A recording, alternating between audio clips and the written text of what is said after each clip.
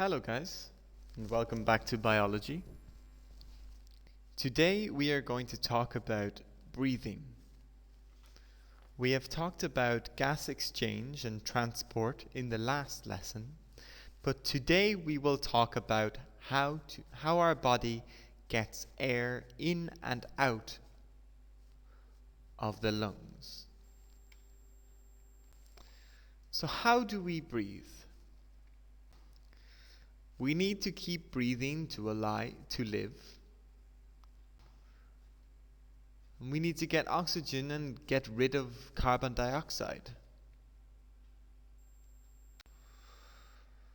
But there are no muscles attached to the lungs.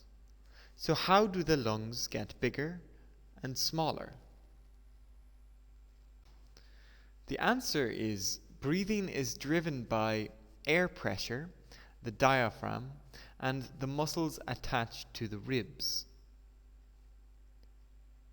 By changing the air pressure inside your chest, you can make air come in and go out. Let's see how. Inhalation is breathing in. The diaphragm is a large muscle at the bottom of the chest cavity. When the diaphragm contracts, it pulls down, making the chest bigger. The ribcage muscles are also involved in breathing. When the ribcage muscles contract, the ribcage rises and the chest expands, again making the chest bigger. These two things combined make the chest bigger, and this creates a vacuum. A vacuum just like a vacuum cleaner. When the chest gets bigger, air rushes in to fill the new space. This is how we breathe in. We breathe in by contracting the diaphragm and ribcage muscles, which makes the chest bigger, creating a vacuum, making air rush into the lungs.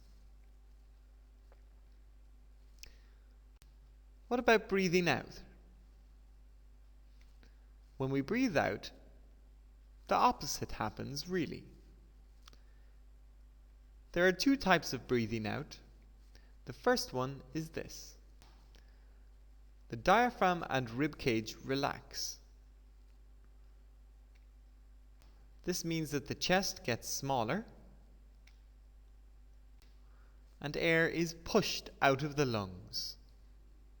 Simple. This is a passive process. It doesn't need any energy. But there's a different kind of breathing out. What if you blow out a candle, or sing, or shout, or anything else? Well, you need energy to do these. How is this done? The muscles between the ribs and abdominal muscles contract.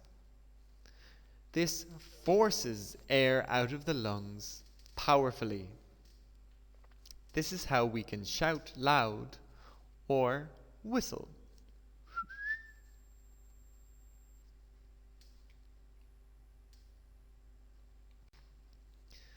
What can go wrong with this? Well, your lungs require one thing. Breathing only works if the chest cavity is completely sealed. No air can get in, no air can get out. The chest cavity is the area around outside your lungs. If there is a hole in the chest wall, the lungs simply don't work.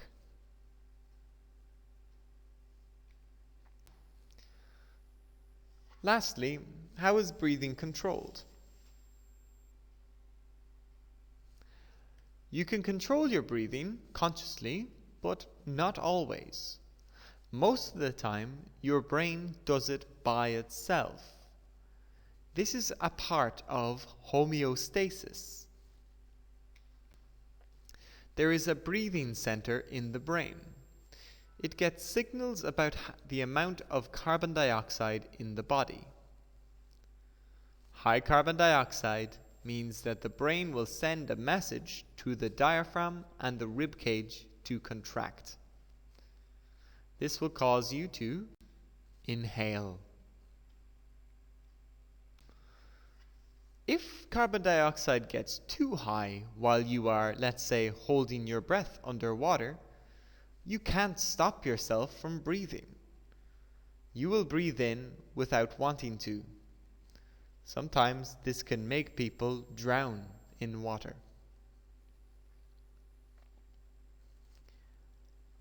Alright guys, I've sent you a section to read for the next time.